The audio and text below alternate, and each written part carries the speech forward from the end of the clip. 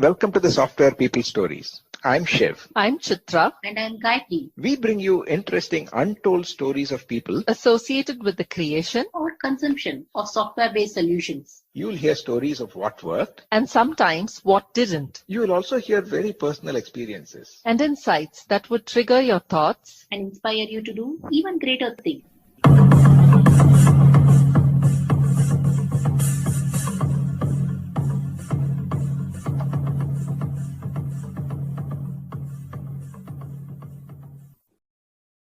I continue my conversation with Ben Johnson, the CEO of Particle 41, a company that provides fractional CTO services, software development, data science, data engineering, and AI solutions. In this part, Ben talks about the importance of user adoption for successful technology implementation and the challenges and benefits of agile development in contract-based projects.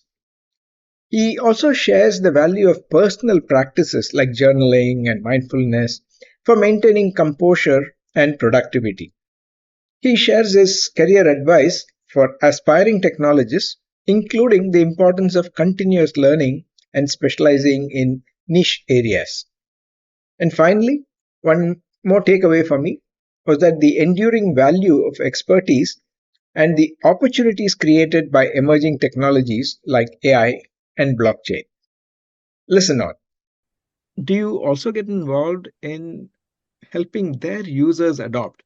Because even if you roll out a new solution, the success is ultimately about the users actually coming to rely on it.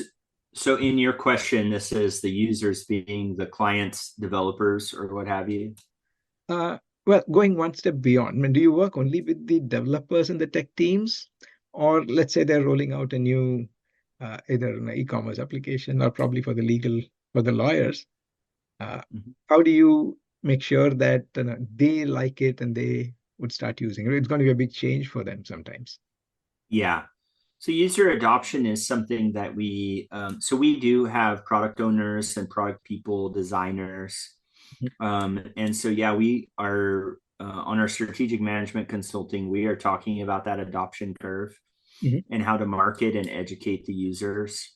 And in this, we found the real value in like content creation and video content.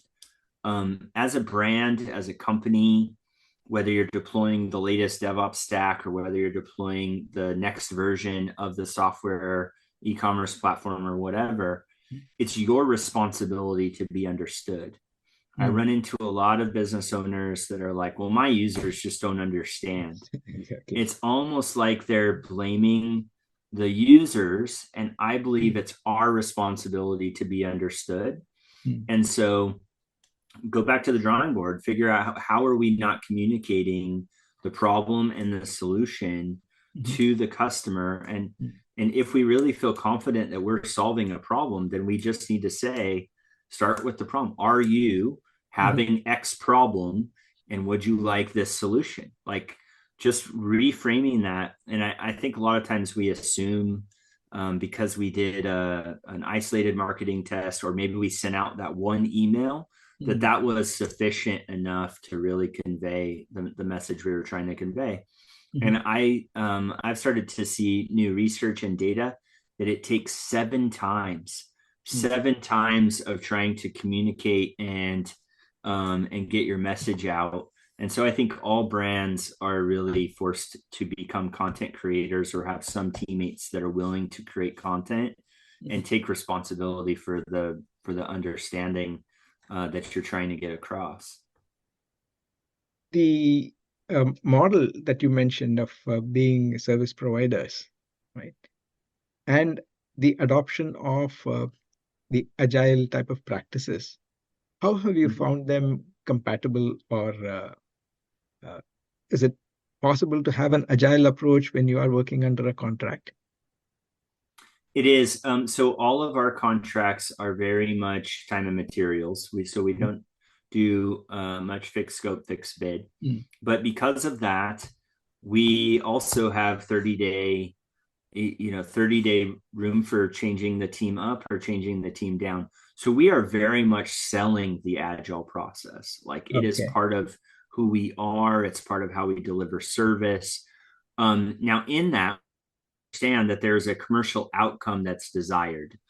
So in many cases, we've been doing this for a while. We can get a gauge of the size and complexity of a project and understand the size of the team required, and about how much time that would take to deliver. I mean, after delivering many web platforms, many mobile apps, many cloud-based technologies, we got a sense of what that would take. And so we're willing to say, okay, well, this really does feel like a 9 months project with a team of 5 people. And so we can give a like a commercial outcome that we're all targeting with, and we can agree together on that. Does that mean that every detail will stay the same, or there won't be shifting up, shifting down, or some movement? No, because software isn't done until the last user dies, right? We know that the software is going to be fluid. And so we really embrace that. We embrace that we're going to learn things.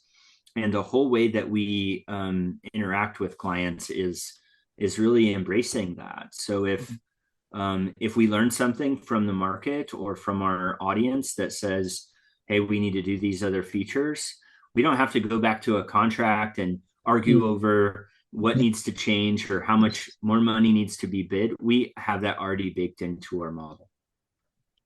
So does this require educating or getting the customers understand this model?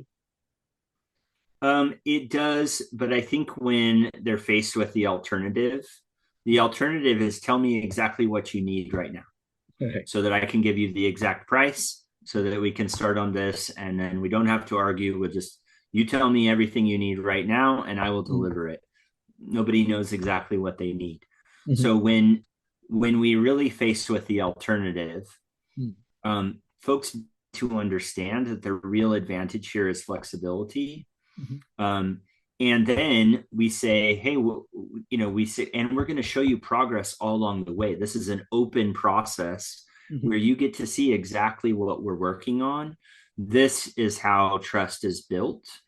And so by the time you get to the first, the first release of just the work in progress, and you've said, hey, this is just the login and some other stuff, or this is just the first few features we've agreed to, but they see the work in progress, they see it coming together.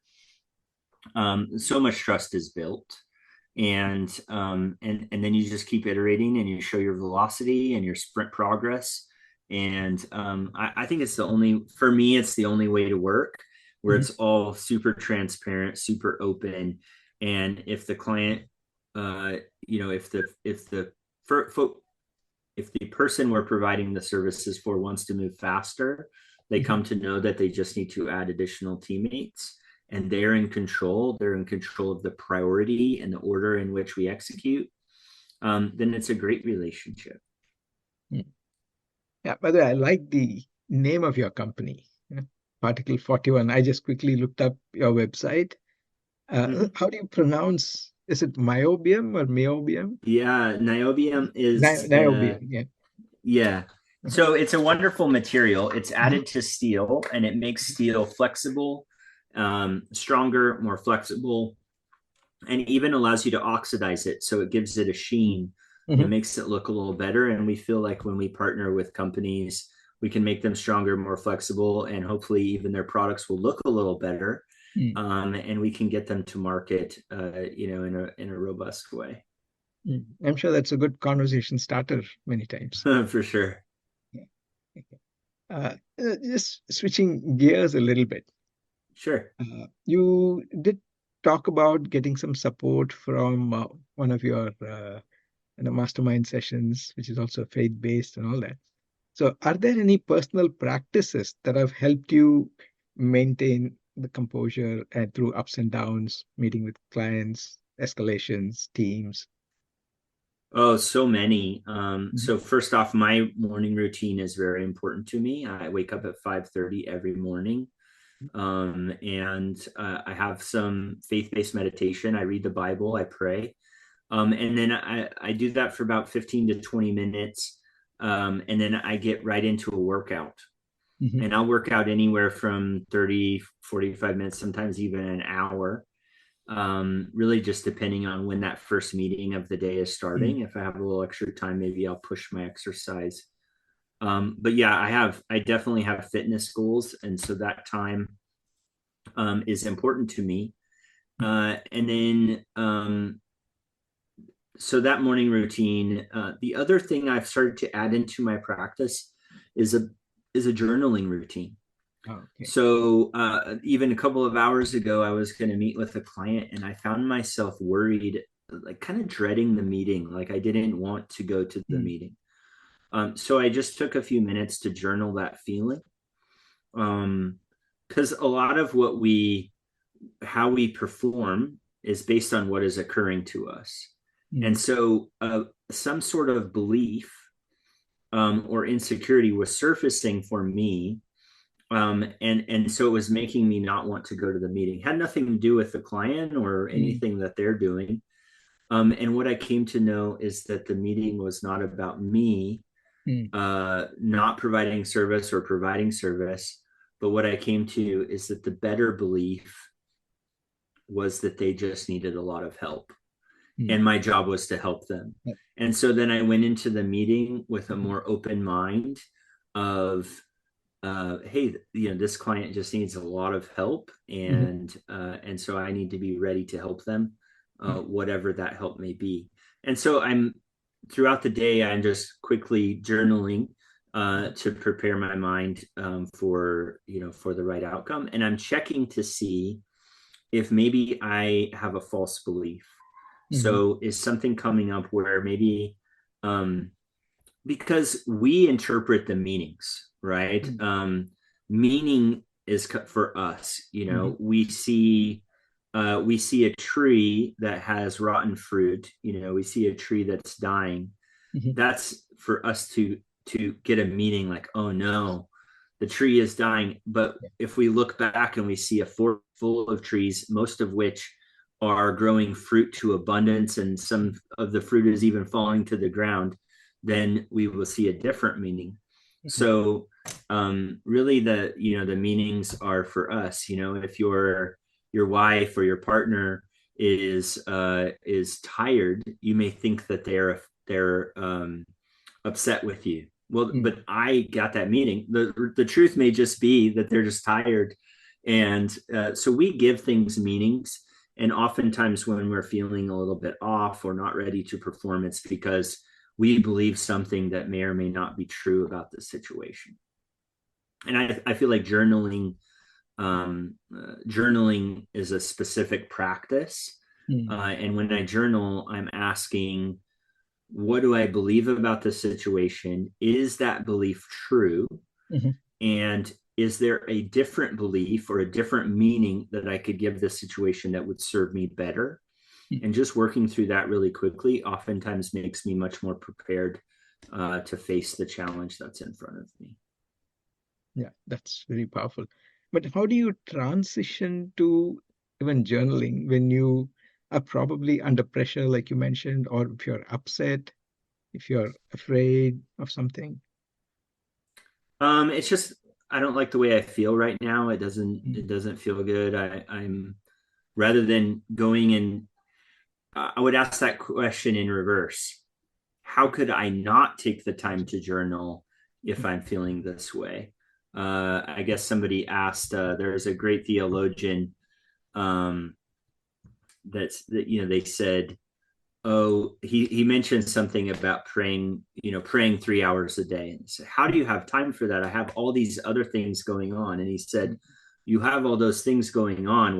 How can you not pray for 3 hours a day because of all of that? Right.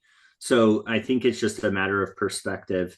If I even spend 5-6 minutes, journaling, then I can do then instead of kind of sitting in my anxiety and wasting a lot of time, like waiting for the thing that I don't want to do or that procrastination is very time consuming, right? So if I can just journal really quickly, Yeah. then I could probably do a handful of other things before that event that I'm procrastinating, takes place. I can stay light and not grow heavy.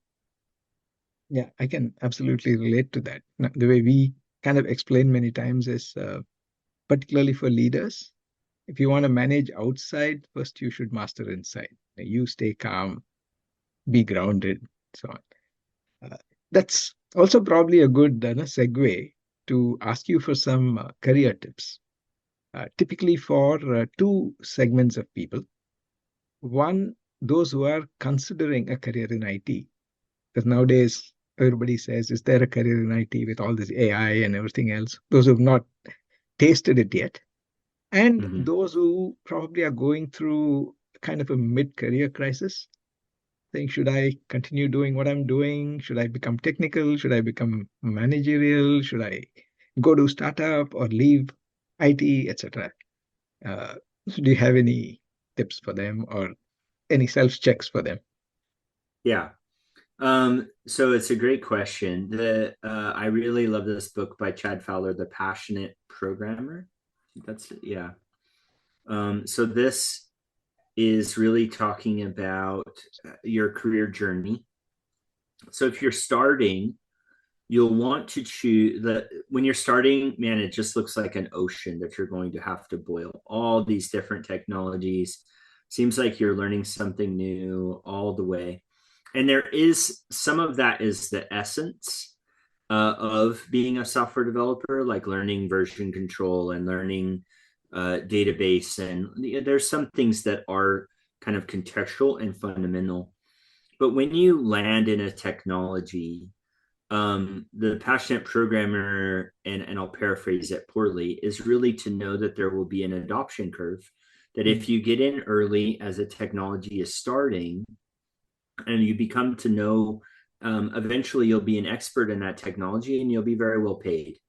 And then as it subsides and people fall out of the market, they go and find new things, then you may be the rare few that still hang out and understand that technology. I got to add like a recruiter emailed the other day saying, hey, would you like to come work on a cold fusion project? Cold fusion was something very back in the day. I worked on it at the travel company, and I was like, man, if you were a cold fusion expert, you would still be finding work. And so even if the adoption curve, kind of collapses, you can still be one of the rare few, and you can ride that out into retirement. Even if you're a COBOL programmer these days, you probably don't have any trouble finding a job because the market for COBOL experts has gotten super thin, right? Folks have retired, they've moved on to other technologies.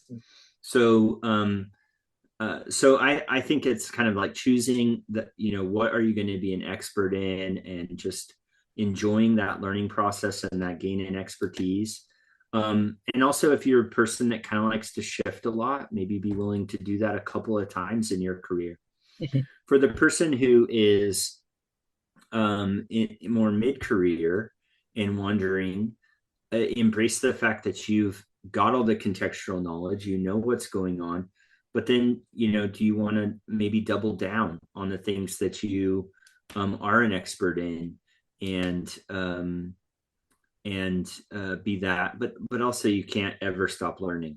I mean, there's just no option to stop learning. Even if you were that seasoned COBOL developer, you're still going to find, new ways of, the other day I was seeing new browsers. There's a Arc browser, and, even some of that changes from time to time. I think the terminal programs are warring right now, where there's a new one called Warp that's integrating AI, and another one that's integrating AI. And so there's all these things that can improve your your quality of life as a technologist. And so you should never stop learning. If you want to stop learning, you should not be in IT. So I take it as a positive endorsement, saying that there is still a career to be made in IT.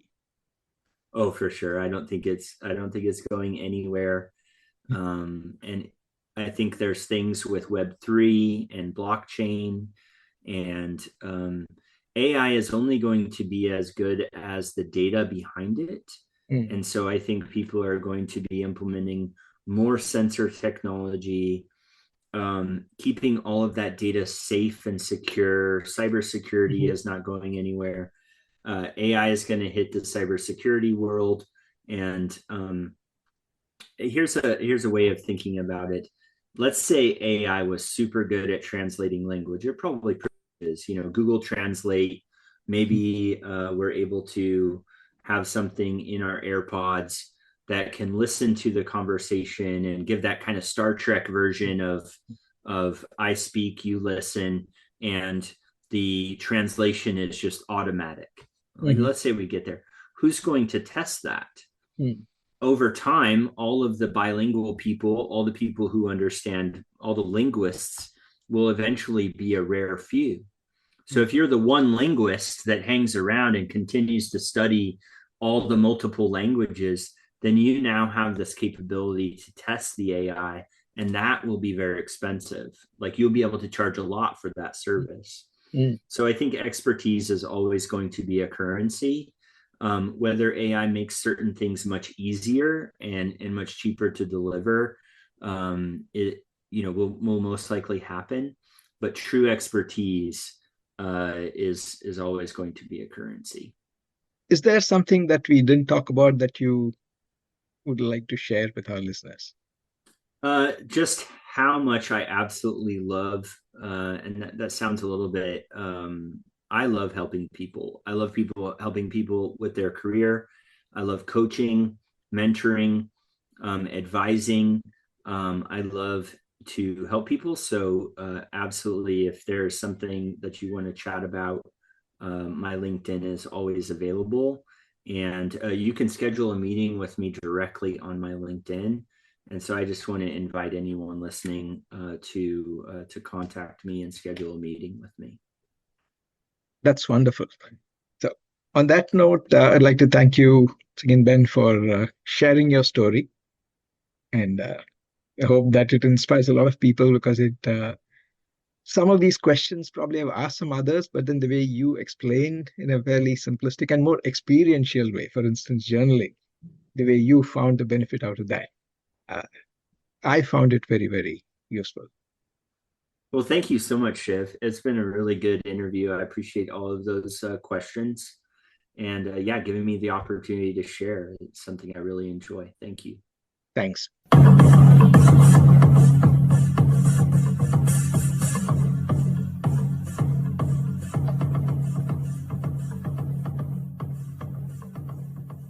We thank Siddharth for the music and Anita for promoting the Software People Stories. If you like this episode, Please subscribe on your favorite podcast client. And spread the word in your network.